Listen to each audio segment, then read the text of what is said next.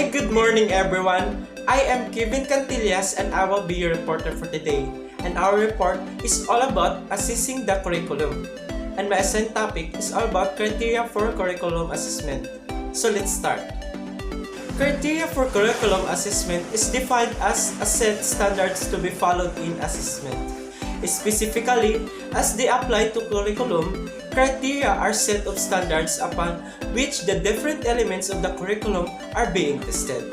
The criteria will determine the different levels of competency or proficiency of acceptable task performance. Criteria for goals and objectives. Goals and objectives are statements for curricular expectations. They are sets of learning outcomes specifically designed for students. Objectives indicates clearly what the students will learn. The item must reflect the task, skills, content, behavior, and thought process that make up curricular domains and must also match the students' needs. There are 5 purposes of goals and instructional objectives. First is to have focus on the curriculum and instruction which give direction to where the student needs to go. Second one is to meet the requirements specified in the policies and standards for curriculum and instruction. Third is to provide the students' level of performance. Fourth is to monitor the progress of students based on the goals met. Last one is to motivate students to learn and the teacher to be able to feel a sense of competency when goals are attained.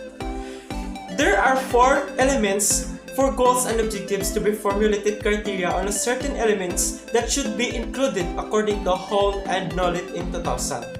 First is the content. Content from the objectives, what content should students learn? Second is behavior. Behavior from what will students do to indicate that they have to learn? Third one is criterion. What level of performance should the students have to master the behavior? Fourth one and last is the condition under what circumstances should be the students' work in order to master the behavior. Now let's go to writing effective goals and objectives should also use the following general criteria. First is the syntactic correctness. The question is, are the objectives syntaxically correct? Just like instructional objectives, teachers needs to include logically the element, content, behavior, criteria, and condition. Second one is the compliance with legal requirement. The question is, do the objectives comply with the legal requirements of the course subject? There should be a direct relationship between the annual goals and the students' presence levels to the educational performance. Third one is the stranger test. Do the objectives pass the stranger test? Goals and instructional objectives must be measurable so that their status can be monitored.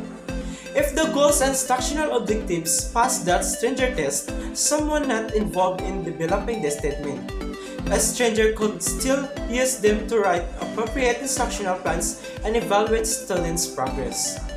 Another one is both knowledge and behavior are addressed. Do the objectives address both knowledge and behavior?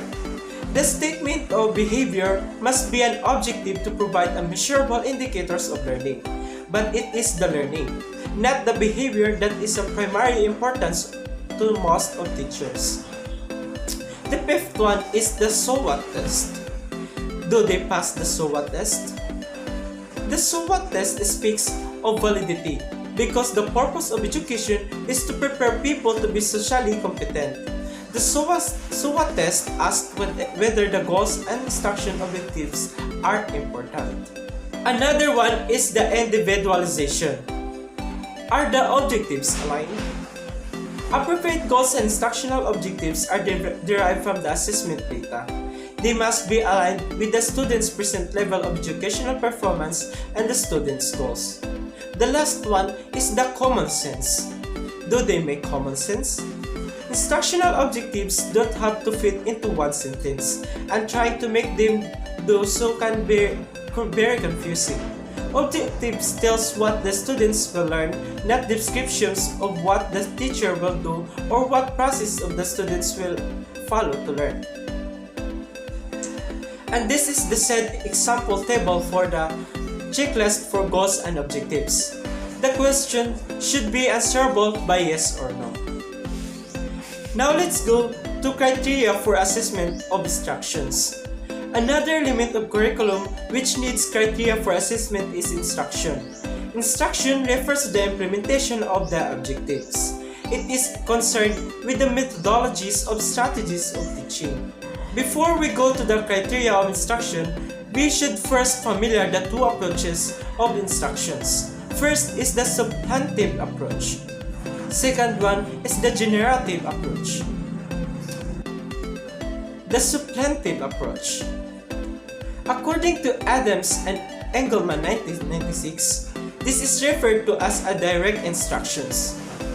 In here, the teacher attempts to promote learning by providing explicit direction and explanation regarding how to do a task. The teacher assumes primary responsibility for linking new information with the student's prior knowledge and ultimately whatever the students learn. With this approach, information is represented in an ordered sequence in which component sub-skills are taught directly or a foundation for later tasks. The generative approach. This is referred to as a constructivist or developmental. In here, the teacher functions as a facilitator who takes a less central role in a learning process that the students directed, according to Esminger and Dingel 1982. The teacher roles provides opportunities for the students to make own linkages to prior knowledge and to devise her own strategies for work. Generative instruction is a constructivist because much of its emphasis is on helping students to construct their own educational goals and experiences as well as the knowledge that results. And this is the set table for a comparison of teaching approach. In the first column, it's the attribute, and the second one is the generative approach, and the last one is the substantive approach. So that's the end of my report, all about the criteria for curriculum assessment.